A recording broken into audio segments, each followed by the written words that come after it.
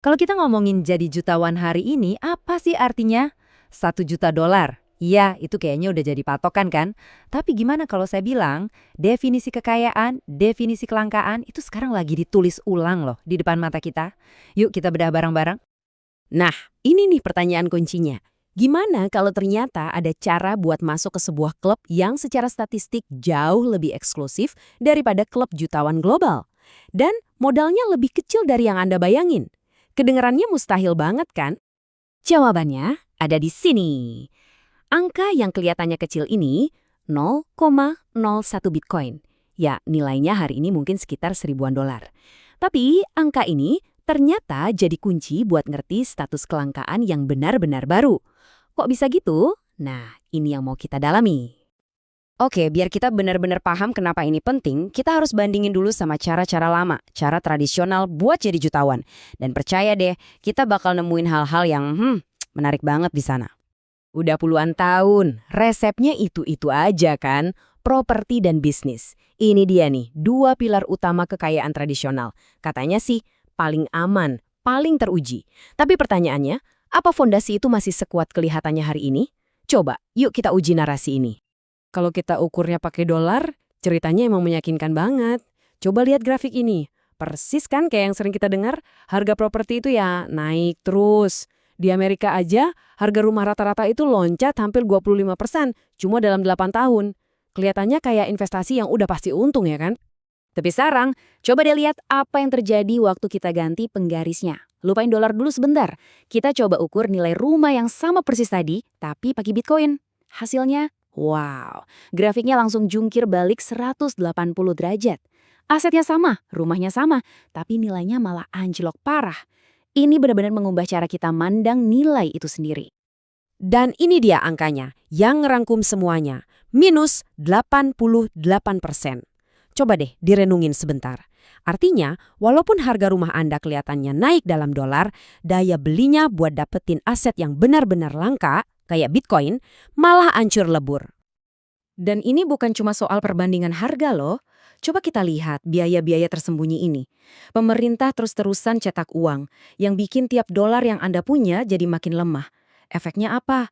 Ya, biaya asuransi membengkak, harga bahan bangunan kayak kayu meroket. Semua ini diam-diam ngegerogotin nilai investasi properti Anda. Oke, properti kita kesampingan dulu. Gimana dengan pilar kedua? Bangun bisnis. Tentu, potensinya gede banget. Tapi ya, seperti yang bisa kita lihat, perjalanannya itu berat. Butuh keberanian, ambil risiko, kerja keras banting tulah. Dan seringnya, modal yang nggak sedikit. Dan perbandingannya, wah jauh banget. Di satu sisi, ada jalan tradisional, di mana rata-rata orang jadi jutawan di umur 57 tahun. Itu pun setelah kerja keras puluhan tahun. Nah, di sisi lain, ada jalan yang pasif. Dengan modal yang sama, orang yang beli Bitcoin di tahun 2013 bisa dapat status yang sama cuma dalam 12 tahun. Dan itu tanpa perlu ngapa-ngapain lagi. Beda banget kan usaha sama risikonya? Nah, inilah yang membawa kita ke inti dari semua ini. Ini bukan lagi cuma soal investasi, tapi ini soal kelangkaan.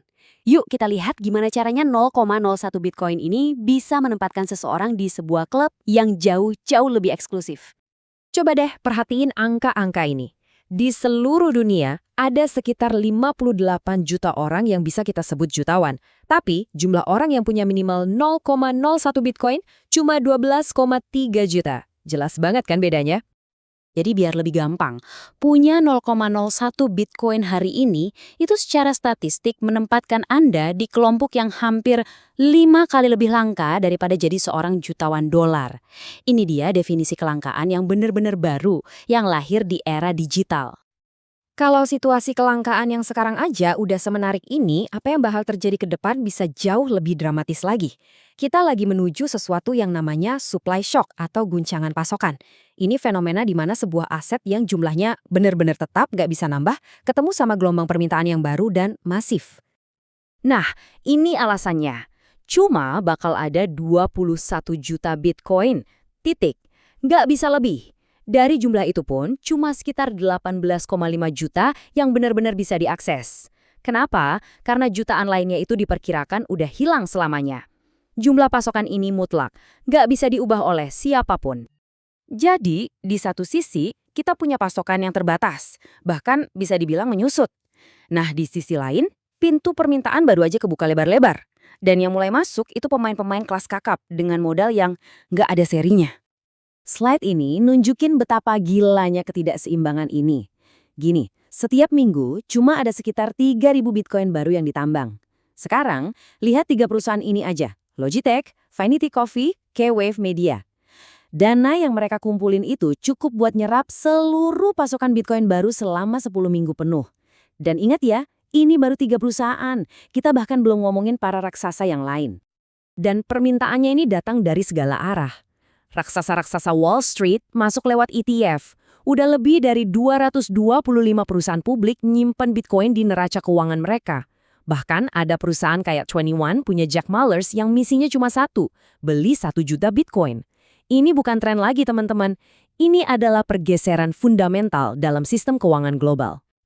Oke, jadi dengan pasokan yang udah dikunci mati dan permintaan yang meroket gila-gilaan, apa artinya semua ini buat nilai 0,01 Bitcoin yang mungkin Anda miliki?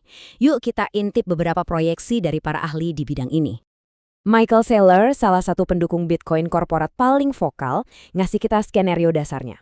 Dia proyeksiin, 1 Bitcoin itu bisa nyentuh 13 juta dolar di tahun 2045. Nah, kalau itu terjadi, 0,01 Bitcoin Anda yang dibeli hari ini nilainya jadi 130.000 dolar. Dan dia bahkan mikir ini bisa aja kejadian lebih cepat dari itu. Terus ada pandangan yang lebih gila lagi dari Jeff Booth. Dia bilang kalau kita hitung juga pelemahan nilai dolar yang terjadi terus-menerus, maka nilai sebenarnya dari 1 Bitcoin, kalau diukur pakai daya beli dolar hari ini, itu bisa nyampe 43 juta dolar. Ini bukan lagi sekedar prediksi harga loh, ini cara berpikir yang benar-benar baru tentang apa itu uang dan nilai. Semua ini membawa kita balik lagi ke pertanyaan awal, tapi sekarang dengan pemahaman yang jauh lebih dalam. Waktu sistem tradisional mulai kelihatan goyah dan aset digital yang langka ini menarik perhatian seluruh dunia, kita harus nanya ke diri sendiri, apa sih yang bakal jadi penyimpan nilai sejati di masa depan? Bisa jadi, pilihan yang Anda buat hari ini bakal jadi jawabannya.